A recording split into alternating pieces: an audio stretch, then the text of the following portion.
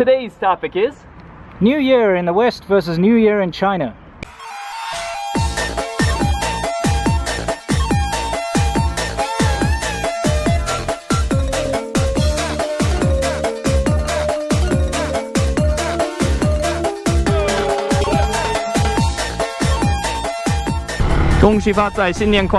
Winston, where are we headed?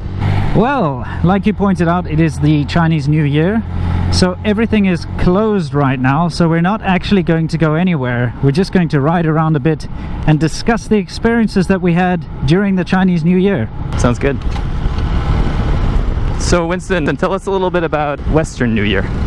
Well, Western New Year is actually very simple. Of course, our entire audience pretty much is Western, so they understand. It's all about drinking and having a big countdown at midnight. Right. That's pretty much it. Let's do a U-turn over here. Okay. There's a car, watch out. Okay. So there's not really that much to Western New Year, but Chinese New Year is very, very different, right? Maybe you can lead off. Well, Chinese New Year is celebrating a old family tradition. So basically, China's all about... here. Going in here? Yep. China's all about ancestral worship, and so it's the time to come together and kind of make offerings to your dead relatives, and also have a huge meal and celebration and fireworks and all that kind of stuff with your family, because a lot of Chinese families haven't seen each other all year because a lot of people live in different cities, so it's a pretty big tradition. Hey, dead chicken. Yeah, your indicator's on, by the way. Thank you. Yes, you can actually see on the floor, they've swept it up, but a lot of the remnants of the firecrackers that are set off. All this red stuff that you see on the floor, those are the firecrackers. Right. I think it's important to mention that the Chinese New Year is more or less like Christmas back home. You know, it's most important. Yeah. It's that important here. Ooh, fireworks. Yeah, speaking of, well, those... I think technically those would be firecrackers. Firecrackers, yeah, that's right. There's a lot of smoke everywhere. People are still playing with them. Yeah, absolutely. We're still technically in the Chinese New Year, aren't we? Yes, it's like Chu... Is it Chusan? Chusan, Chusa, something like that. Yeah. Chusa. Yes, we are technically still in the Chinese New Year. So, okay, let's talk about some of the things that happen around Chinese New Year. Sure. You know, it's very different from the West. First of all, I just want to bring up flower markets. Okay. Now, I went to Guangzhou during the actual proper Chinese New Year, and I went and visited a big flower market there. And I've been to the ones in Shenzhen as well. Basically, it's a big tradition. People go out. It's kind of like a big carnival, sort of fun fair kind of thing, you know. People go out and buy all these very weird and wonderful flowers, and they all have some or other different meaning. Right. So you put them in your house and they will bring you luck, or they will bring you health, or they bring you money, that kind of thing. Right. I'd say the most common plant that I saw and that I bought was those little orange trees. Oh yes, you see them everywhere. What is the whole meaning behind that? I was going to make something up. I have absolutely no idea. Well, I do know that you're not supposed to eat the oranges. Yeah, they taste like Yeah, they do. They taste terrible. I think they're not really oranges, are they? They're maybe clementines or something. Right, something like that. Yeah, anyway, you're not supposed to eat them. You leave them in your house to just kind of rot, really. Right. It's kind of a bit strange. Yeah, another popular one is that Huanjingguo. Right. Which is like a gold fruit. Looks like a little Buddha. Yeah, supposed to bring wealth. So yes, it's very interesting, and I do suggest if anyone's over here during Chinese New Year to go to a flower market, because it's a lot of fun. There's street food, there's a lot of people, all sorts of things to see and do, so it's pretty cool. Okay, so let's talk about the next thing that happens during the Chinese New Year festival. The first thing that I did after I went to the flower market here in Huizhou, because I have a Chinese wife, we got together with a family, and the first thing that we did was use incense sticks to bow down to her grandparents. So we built a little shrine, put some chicken and alcohol and rice and all that kind of stuff, and made an offering, and we bowed 3 times to show our respect to her dead relatives. So that's something we do every year, and everyone lines up and says, you know, blessings and asks for good wishes from their grandparents. So most of the time when I listen to people, their secret prayers, they're asking for more money this year and more success at their job. That's kind of what it's all about. I like to call it the selfish prayer. You know, it's really what it is, I'm afraid. It's always about money and luck and health. Sure. But anyway, it's an interesting tradition.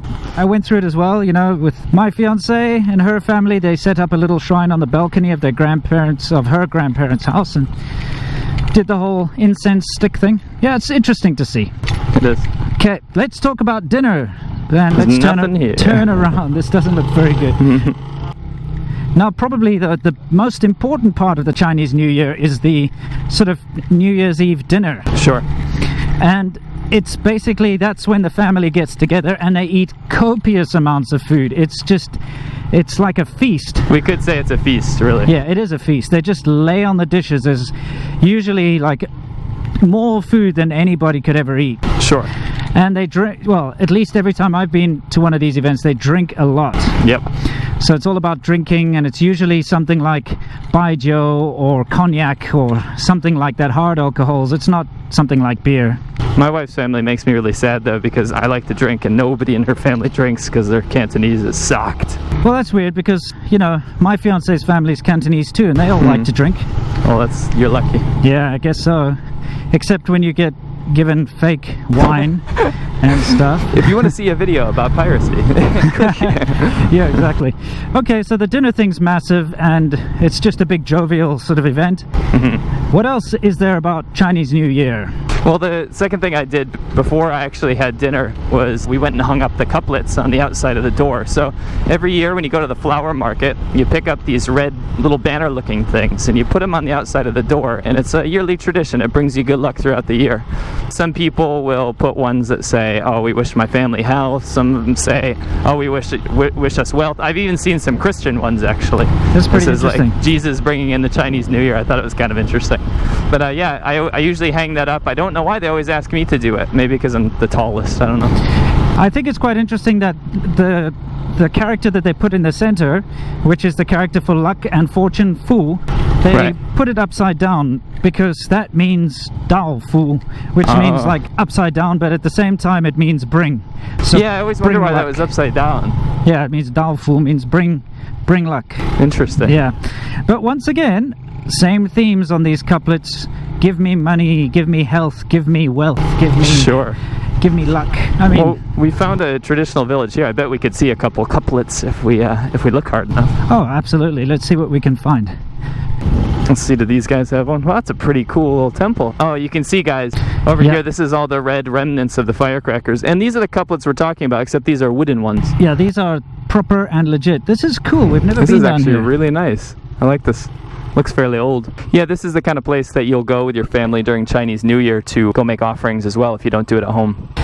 So, Seabelk, you know how during Christmas time we always have the same annoying songs that play over and over in the shopping malls, like Rudolph the Red-Nosed Reindeer or that horrible George Michael, Last Christmas I Gave You My Heart, you know.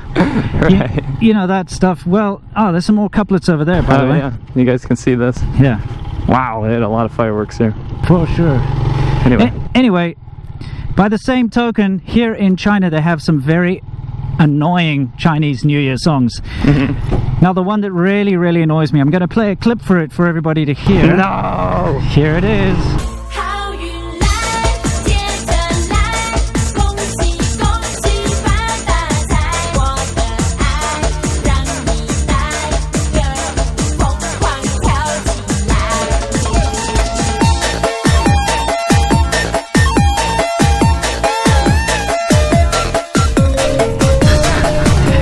Okay, that's enough. That's enough of that. Wow, thanks for that, Wes. This has been my head all day. Basically, it's like a horrible techno remix, which was probably done like in the early 2000s. And it is played on the streets non-stop on repeat in any market that you go to. It's just blaring. That looks cool up there. Should we? Yeah, check it out. Okay, let me turn around. There's another temple here, by the way. Cool, I saw it, yeah. There's all sorts of temples in this area. Why have we never been here before? I don't know. Okay, let me come up there. Well, guys, we're always here giving you the fresh content. Look at that. Discovery. Yep. Anyway, so they've got that annoying song playing all the time, and then down here in the south, we've got that other What's that? 財神到，財神到。 Yeah, okay. I'm not going to play a clip of that because it's probably copywritten. Probably is. Anyway, let's finish off with probably the least favorite part, or for some people the most favorite part is... I'm gonna say Hongbao's red envelopes are the favorite of children and the bane of adults. There we go. So please explain to us what that's all about briefly. Before you get married, you can ask, if you say Gong Hei Fa Cui or Gong Xi Fa Cai, adults have to hand you a red envelope full of a random amount of money, whatever they decide to choose. Yeah. And this is not going anywhere. No, but yeah. 恭喜发财，红包拿来. Yeah. Oh, there's a kid taking a shit. I saw that. Are you turning around? Yeah. There's Okay. really nothing over here. Okay. So basically, kids will get red envelopes full of money. It's a great time of year for them, but the adults have to give up a lot of their hard-earned salaries, and that's something I've hated every single year after I got married, because my wife's family is not from the countryside. I spend a lot of money on Hongbaos every year, and it makes me really sad. Yeah. But, you know, it's just part of the tradition. You got to deal with it, and it's just how it is. Alright guys, so that's pretty much what happens here during Chinese New Year. Please, I've got a video all about it in Guangzhou. You can go check it out. There's a link. And it's an interesting time of year. It's time for us to wrap up. So, C-Milk, anything you want to say? Happy Chinese New Year, guys, and like, comment, and subscribe, and I thank you very much for your support. And if, like this guy over here, you don't like, comment, or subscribe, just remember, as always, stay awesome.